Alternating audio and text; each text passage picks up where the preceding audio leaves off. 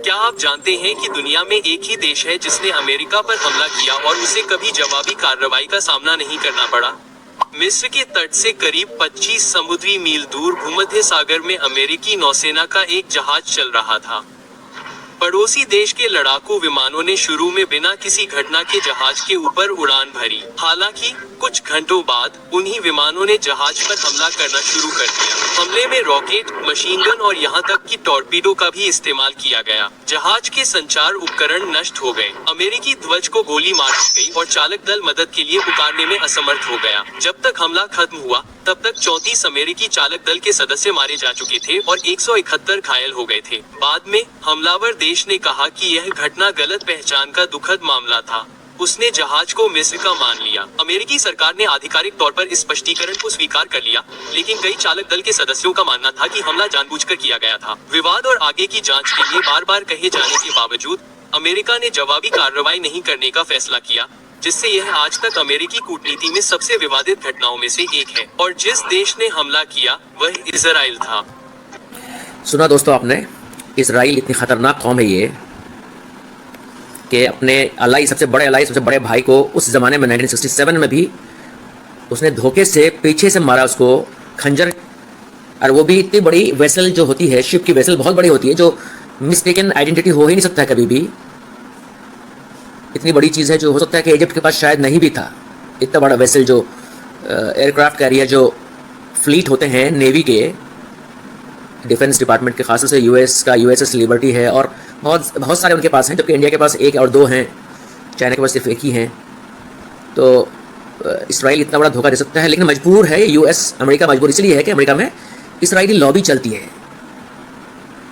Europe में किसी ज़माने में इसराइलीज इतने ज़्यादा थे, बड़े पैसे वाले थे वो, और वो भाग के या तो इसराइल आए हैं या तो अमेरिका गए हैं। अमेरिका में जाके अपनी लॉबी बनाई है उन्होंने और इसराइल का एक मुल्क बना के इस तरह से बाकायदा वहाँ से वो फंडिंग करते हैं, लॉबिंग करते हैं। और अमेरिका को भी फ़ायदा होता है, नो डाउट। उसमें तेल लेने में फ़ायदा होता है। इस एरिया का तेल इसराइल के थ्रू अमेरिका ले रहा है, अमेरिका की कंपनी को, ख़ासतौर से तेल के मामले में। लेकिन अब ज़माना बदल रहा है, शायद तेल का खेल ख़त्म होने वाला है। इसीलिए ये मेरा ख्याल है कि 100 साल बाद फाइनली यूनाइटेड किंगडम की जो हर जगह कॉलोनियल किंग था, वो किंगडम इंग्लैंड का ही चल रहा था। तो उस ज़माने में तय किया था कि जितने यहूदियों को नुकसान हो रहा है यहाँ नाजी से या हिटलर से, जर्मनी के जो अल्ट्रा नेशनलिस्ट जर्मन्स हैं, इसराइलीज़ को बहुत ज़्यादा नफरत करते थे वो लोग, ज्यूज़ को।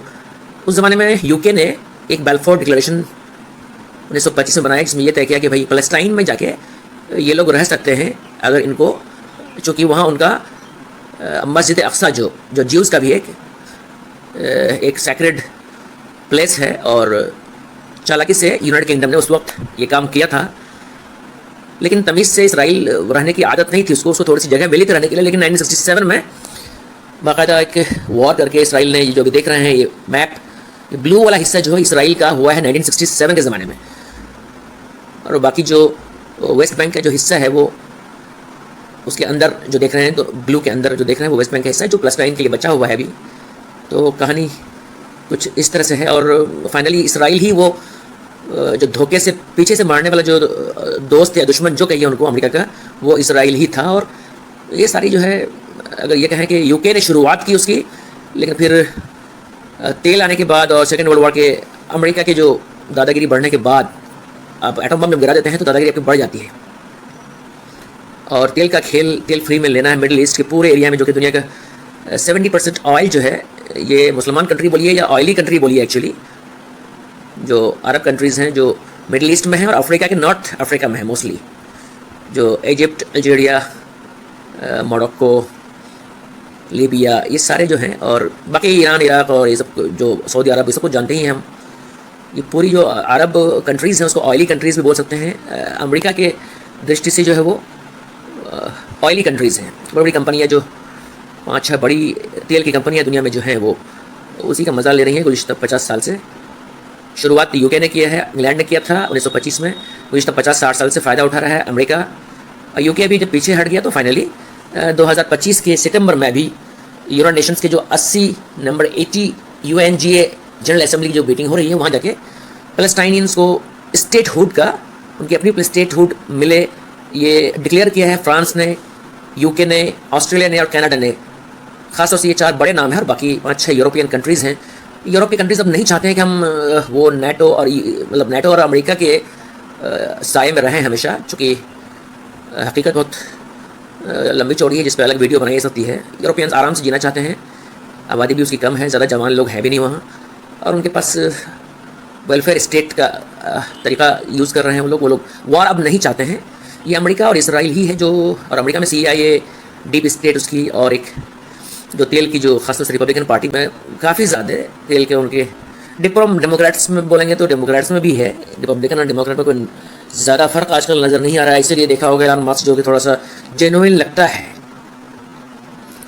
जब उसने राजनीति में अंदर 1 साल रहा वो, तो देखा कि हकीकत क्या है कि रिपब्लिकन और डेमोक्रेट पार्टी सब बड़ी बड़ी ऑयली कंपनीज, जो ऑयल की कंपनीज हैं, उनके थ्रू चल रही है, और ये वॉर करते रहते हैं ये, और ये कोई इनोवेशन और अच्छा काम करने का नहीं चाहते, इन्होंने समझ गया। और डोनाल्ड ट्रंप साहब जो है वो भी जनरली एंटी वॉर है, बिजनेसमैन है भाई, आज से नहीं 40 साल से गुज़िश्ता बड़ा बिजनेसमैन है, 1990 के ज़माने से उनका बिजनेस फेमस है। ट्रंप टावर्स हर जगह, हमारे दिल्ली के नोएडा या गुड़गांव में ट्रंप टावर है, मतलब इतना बड़ा फेमस। तो एलन मस्क और डोनाल्ड ट्रंप ये लोग जो है दरअसल नहीं चाहते हैं वॉर, हकीकत ये है। इसलिए डोनाल्ड ट्रंप को जिताया गया तो दूसरी बार कि भाई ये यूक्रेन का वॉर भी हटाए, रशिया यूक्रेन का, और ये इसराइल और गज़ा का जो वॉर चल रहा है इसको भी ख़त्म करे। लेकिन इसराइल नहीं चाहता है ये, क्योंकि उनकी एग्जिस्टेंस ही इतनी नाजायज़ एग्जिस्टेंस है। ठीक है, मान लीजिए उसको मान भी ले इंसान के स्टेट जितना है उतने में रहो भाई, लेकिन वो ग्रेटर इसराइल बनाना चाहता है। फिर सुइस कैनल के बराबर अपने इस ब्लू एरिया से, जो देख रहे हैं ना ब्लू, अपना इसराइल के एरिया से वो एक कैनल निकालना चाहता है, बेन गेरो कैनल बनाना चाह रहा है, ताकि वो सारे जो यूरोपियन और वेस्टर्न कंट्रीज जिसको बोलते हैं, यूरोपियन कंट्रीज़ और अमेरिका से ये जो है अपने सारी बिजनेस यहाँ से कर रहे हैं। और इजिप्ट के पास जो आप एशिया और इजिप्ट वाली फ़ोटो देख रहे हैं सामने, तो इसराइल के जो लेफ़्ट में है वो अरब कंट्रीज़ है, वो सब एशिया का हिस्सा हो गया। और आप ये जो ग्रीन देख रहे हैं सबसे लेफ़्ट में, सबसे ज़्यादा लेफ़्ट में जो है वो अफ्रीका का हिस्सा हो गया। तो यही दोनों के बीच में, एशिया और अफ्रीका के बीच में सुइस कैनल को बनाया गया था 1850 के ज़माने में। तो तकरीबन 12 से 15% इंटरनेशनल ट्रेड जो होता है इसी सुइस कैनल से होता है। और इसराइल को इस बात पे जलन बहुत ज़्यादा होती है। किसी ज़माने में अरब कंट्रीज़ ने, इजिप्ट और ये लोग मिलके जो इसराइल की कुछ शिप और कुछ तिजारती काम जो है उससे हथियार की चीज़ें जो 67 में या शायद 56 में ऐसा कुछ हुआ था कि उनके जहाज़ को रोक दिया था मिस्र वालों ने उस ज़माने में। तो इसराइल चाहता है कि अपनी दादागिरी चले, यही गज़ा का पूरा जो वॉर है इसीलिए है, उसको डिस्प्लेस करने की जो पूरी कोशिश है। इसराइल एक ख़तरनाक कौम है, उसको यहूदी बहुत ज़हीन है, बहुत ज़्यादा। वो किसी ज़माने में 2000 साल 2005 साल पहले, मतलब तकरीबन 1000 BC में, 500 BC के ज़माने में वो इजिप्ट और तुर्की और ये जो आप जेरूशलेम और अभी जो बोल रहे हैं जिसको पैलेस्टाइन बोलते हैं या इसराइल नाम दिए हैं हमने, 1948 में इसराइल नाम पड़ा भाई, ये हद है। इस बात को जब आजकल की नौजवान समझे हैं इस बात को, तो चारों तरफ पूरी इंटरनेशनल जो ये प्रोटेस्ट चल रहा है इसराइल के ख़िलाफ़, इसीलिए चल रहा है कि इसराइल इतनी ज़्यादा 100 साल से जुल्म कर रहा है और अभी भी वो खुल्लेआम खुल्ला जुल्म करता है, जबकि सोशल मीडिया में हर बंदा, हर आदमी को पता है कुछ चीज़ छुपी हुई नहीं है। तो देखिए आगे क्या होता है इंशाल्लाह। वर्ल्ड पीस के लिए और ख़ासतौर से जो मिडिल ईस्ट अरब कंट्रीज़ की जो पीस है वो इसी में है कि पैलेस्टाइन और इसराइल, मेरा ख्याल है और बाकी सारे बड़े एक्सपर्ट्स का ख्याल है कि टू स्टेट सॉल्यूशन जो है, पैलेस्टाइन को भी एक स्टेट, सॉवरेन स्टेट माना जाए, उसका अपना डिफेंस हो, उसका अपना प्राइम मिनिस्टर ऑफिस हो, प्रेसिडेंट ऑफिस हो, उनका वेस्ट बैंक और गज़ा मिला के हो। तो ये कोशिश की जाएगी, देखा जाता है क्या हो रहा है। ये है पूरी असल। और आखिर में मेन मकसद ये था कहने का कि इसराइल एक डबल स्टैंडर्ड और दगाबाज और धोखाधड़ वाला कौम है ये। उसके साथ नाजीज़ ने कभी बहुत 1925, 30, 40 में नाजियों ने, जर्मनी के हिटलर ने जो है जुल्म किया था, ऐसे कहते हैं लोग, होलोकॉस्ट वगैरह सब मानते हैं ये बात को और सही मानों में। लेकिन अभी इसराइल जो है वो खुद ही हिटलर से भी ज़्यादा, नेतान्याहू खास तौर से हिटलर से भी ज़्यादा ख़तरनाक फैसिस्ट और एक क्या बोलते हैं उसको, डिक्टेटर बन चुका है, वो किसी की बात नहीं सुनता है, अमेरिका की भी बात नहीं सुनता है। ट्रंप, स्पेशली ट्रंप जो बिजनेस चाहता है, ज़्यादातर वॉर नहीं चाहता है, उनकी भी बात वो नहीं सुनता है। नेतन्याहू ऐसा लगता है कि बस जब भी वो कुछ बोलता है ऐसा लगता है जाएंगे हम वाशिंगटन जाएंगे, न्यूयॉर्क जाएंगे, वहाँ जाके 2-4 हाथ मारेंगे ये ट्रंप साहब को और फिर हमारी बात मान लेंगे। लेकिन अब ज़माना बदल गया है। यूरोपियन नेशंस, ये जो नेटो और यूके, रशिया और यूक्रेन के जो वॉर चल रहा है, उसको रोकने के लिए बहुत ज़रूरी है। लोगों ने ये सोचा है, इंटरनेशनल कम्युनिटी ने, कि उसको रोकने का सबसे पहला आसान तरीका है कि पैलेस्टाइन को स्टेटहुड अगर मिल जाए, तो एक जंग अगर रुक जाए तो फिर रशिया को हम रोक सकते हैं। ट्रंप का शायद, मेरा ख्याल है, ये आइडिया है जो उन लोगों का, मेरा ख्याल है, फ्रांस, ऑस्ट्रेलिया, कनाडा और ये जो यूके, ब्रिटेन, चारों लोग जो स्टेटहुड दिए हैं पैलेस्टाइन को, इतना बड़ा रिकग्निशन मिला है अभी UNGA में, यूनाइटेड नेशंस के जनरल असेंबली में, अभी इसी हफ्ते 21, 22, 23, 24 सितंबर के 2025 में ही। तो उसके पीछे वही है कि ये वार ख़त्म होगा तो फिर हम यूक्रेन का वार ख़त्म करने के लिए रशिया को प्रेशर कर सकते हैं, और फिर अमेरिका जो है रशिया पे कुछ सैंक्शन लगाया सकता है, या फिर रशिया का तेल जो ले रहे हैं उस पर ज़्यादा सैंक्शंस पे टैरिफ लगाया जाए तो रशिया थोड़ा ये वार मॉन्गरिंग कम करे। नो डाउट पुतिन की थोड़ी आदत इस तरह से है, लेकिन इंटरनेशनल जियोपॉलिटिक्स शायद ऐसे ही चलता है। जबकि ये सारी चीज़ें लोग 50 साल तक नहीं भूलते हैं, और इनकी दुनिया, इनकी जो सारी साजिश बोलिए या प्लानिंग बोलिए या जो भी बोलिए, हम जैसे लोगों का आम एक होता है 5 साल 6 साल की प्लानिंग होती है ना, लेकिन ये कौम ऐसे हैं, लोग ये जो हुकूमत में रहते हैं बड़ी बड़ी, ये 25 साल 50 साल, अगले 50 साल की साजिशें करते हैं। ये है असल कहानी।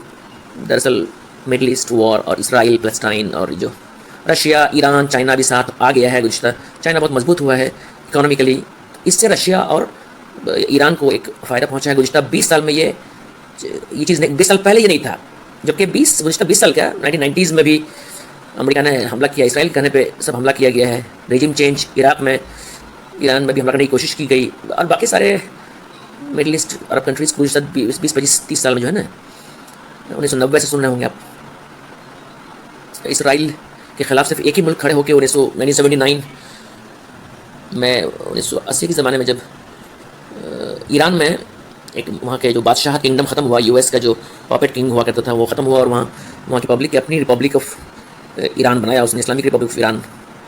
उसके बाद इस पूरे इसमें ईरान और अब आहिस्ता आहिस्ता कतर और ये इजिप्ट और सऊदी अरब ख़ास तौर से अभी मजबूत हो रहा है, और उम्मीद है कि इसराइल थोड़ा सा बात को समझेगा और ये दादागिरी कम करेगा वो अब। और इंटरनेशनली जो है पुतिन को भी समझना चाहिए कि मेरा ख्याल है यूक्रेन पे इतनी ज़्यादा, और नेटो बोल के जो ये एक डेंजरस चीज़ है जिसकी ज़रूरत नहीं है बिल्कुल ही। सोवियत यूनियन के ज़माने में नेटो बनाया गया था सोवियत यूनियन का ये करने के लिए। 1990 के ज़माने में सोवियत यूनियन ख़त्म हो चुका है ऑलरेडी। नेटो का फुल फॉर्म है नॉर्थ अटलांटिक ट्रीटी ऑर्गेनाइजेशन, जिसमें कि नॉर्थ अटलांटिक के जो दाईं तरफ जो है यूरोप है, और बाईं तरफ जो है नॉर्थ अमेरिका, पूरा USA, कनाडा, ये लोग है। तो नेटो के मेंबर्स ये लोग हैं, और ये ख़ुद को हमेशा दूसरों से बचाने के लिए अपना एक ग्रुप बना रखे थे कि हम में से किसी को भी नुकसान होगा, कभी कुछ होगा, कोई हमला करेगा तो नेटो हम एक साथ मिलकर साथ देंगे। तो अभी जो है कुछ दिन पहले फिर से इसी बुनियाद पर मेरा ख्याल है ये कतर पे हमला किया है, जो ये नेतन्याहू ने कुछ दिन पहले, जबकि वहाँ कतर जो है असल में लड़ाई रोकने की कोशिश कर रहा था गज़ा का और हमास का, और ये इसराइल और जो भी पैलेस्टाइन का चल रहा है, लेकिन कतर पे हमला कर दिया कम वक्त में। तो उसके बाद सबको लगा यहाँ के Egypt, Jordan, Oman, UAE, Saudi Arabia और बाकी सारे लीबिया हो गए, जितने अरब और इस्लामिक कंट्रीज़ जो कि 60 से ऊपर हैं तकरीबन, इन्होंने तय किया। मीटिंग अभी हुआ था तकरीबन, अभी 15 सितंबर को एक मीटिंग हुई, OIC, organisation of Islamic countries बोल के हैं। इस बार उन्होंने मीटिंग अचानक किया और बताया कि नेतन्याहू को भी ऐसा नहीं कर सकते हो तुम, इसका बदला आपको, मतलब जवाबदेही कार्रवाई हम लोग मिलजुल के करेंगे, जिसमें कि तुर्की और Iran, Saudi Arabia, Qatar, Egypt, ये 5 बड़े जो अरब ममालिक और बोलिए OIC के मेंबर्स हैं, इस्लामिक कंट्रीज़ के मेंबर्स बोल सकते हैं। इन्होंने जो है पूरी तरह से बाकी ये एक तरह से उनको वार्निंग किया है कि हम लोग इस तरह का नेटो जैसा ऑर्गेनाइजेशन हम भी बनाएंगे, जिसमें हमारी फोर्स यूनाइटेड फोर्स रहेगी, जिसमें अब अगर इसराइल या कोई भी हम अरब कंट्रीज़ पे और मुसलमानों कंट्रीज़ पे हमला करता है तो हम उसका जवाब बराबर का देंगे। मतलब बिल्कुल बराबर का जवाब मिलेगा। और एक उसी बात 15 सितंबर के बाद ही उसी ज़माने में फिर सऊदी अरब के MBS जिसको बोलते हैं, मोहम्मद बिन सलमान, जो उनके जो प्रिंस, क्राउन प्रिंस जो उनके हैं सऊद, वो उनके साथ मुनीर, पाकिस्तान के मुनीर के साथ, जनरल मुनीर के साथ मिला, और मेरा ख्याल है उनके प्राइम मिनिस्टर शहबाज शरीफ भी गए थे। तो ये बुनियादी बात ये है कि पाकिस्तान में जो एटम बम है, न्यूक्लियर एटम बम, काफ़ी मायने रखता है एटम बम किसी भी मुल्क के लिए। उस पर जिसके पास एटम बम है उसको बहुत आसानी से हमला आजकल नहीं कर सकता है। ये 1945 के वर्ल्ड वार 2 में ही ये तय कर लिया गया था, ये तय हो चुका था कि आपके पास अगर एक एटम बम रखे हैं तो एक तरह से आप सेफ हैं। तो एक तरह का डिटरेंस इंस्ट्रूमेंट बन गया है एटम बम एक। अब ये पाकिस्तान और सऊदी अरब एक साथ मिलकर ये दुनिया को दिखाया है कि हम दोनों एक साथ हैं। और सऊदी में भी पाकिस्तान की कुछ ज़रूरत पड़ेगी तो हमको वहाँ अपना बेस देंगे और वहाँ रखेंगे अपना एटम बम की जो मिसाइल्स वगैरह हैं, जो भी उनकी चीज़ होती है। या तो फिर ज़रूरत पड़ेगी, अगर इसराइल बदमाशी की है तो हमें अगर किंगडम ऑफ सऊदी अरब को नुकसान होने लगा अगर किसी वजह से, कतर को या किसी और को, तो वह पाकिस्तान हमको मदद करेगा। और उसकी मेन वजह वो है कि फिर वही पाकिस्तान अपने आप को इस्लामिक कंट्री जो कहते हैं, मुस्लिम कंट्रीज़ में से है, नो डाउट सेकंड लार्जेस्ट या थर्ड लार्जेस्ट मुस्लिम आबादी है वहाँ। इंडोनेशिया में सबसे बड़ी आबादी है मुसलमानों की, उसके बाद इंडिया में है, उसके बाद पाकिस्तान में, मेरा ख्याल पाकिस्तान और इंडिया में बराबर का है शायद मुसलमानों की आबादी। तो इस बुनियाद पर एक मुस्लिम कंट्री अगर कोई है जिसके पास एटम बम है, वो सिर्फ पाकिस्तान है, और वही मदद कर सकता है।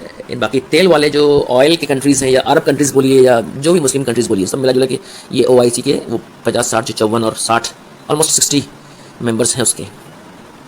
तो पाकिस्तान हालांकि एक रॉक स्टेट है, लेकिन उस बदमाशी के बावजूद उसकी हालत ख़राब है, खुद लोन पे चलता है हमेशा। लेकिन लड़ाई वड़ाई के मामले में अमेरिका जो है इस इलाके में, वो चाइना के पास में अगर कोई चाइना और इंडिया को टक्कर देने वाला कोई है, तो उसको लगता है कि पाकिस्तान है, पाकिस्तान मुझे बेस देगा। और हम एक तरह से पाकिस्तान को 1947 में बनाया गया और इसराइल को 1948 में बनाया गया। ये भी आयरनिकल है, बहुत ही ज़्यादा एक अजीब सी इत्तेफाक है, या क्या बोलिए, बहुत ही दुखद, मतलब तकलीफ देने वाला इत्तेफाक है तारीख़ का एक, कि उसी ज़माने में 2 स्टेट जो है रिलीजन की बुनियाद पर बनाया गया, वो UK ने बनाया, ब्रिटेन ने बनाया था। और अभी दोनों के पास एटम बम है, पाकिस्तान के पास भी, इसराइल के पास भी है। ये दोनों अमेरिका के दोस्त हैं। तो अब सोचिए कि इसी के शायद चाइना, रशिया और ईरान और ये जो ब्राज़ील, ब्रिक्स कंट्रीज़ हैं, ये भी, और इंडिया, ये कंट्रीज़ एक साथ रहना चाहते हैं। इसलिए भी एक ग्लोबल साउथ और ग्लोबल नॉर्थ का ज़माना जो चल रहा था, अभी बात चल रही है डिप्लोमेटिकली, इसलिए भी है। तो सारी चीज़ें एक साथ मिली जुली हुई हैं। Thank you very much.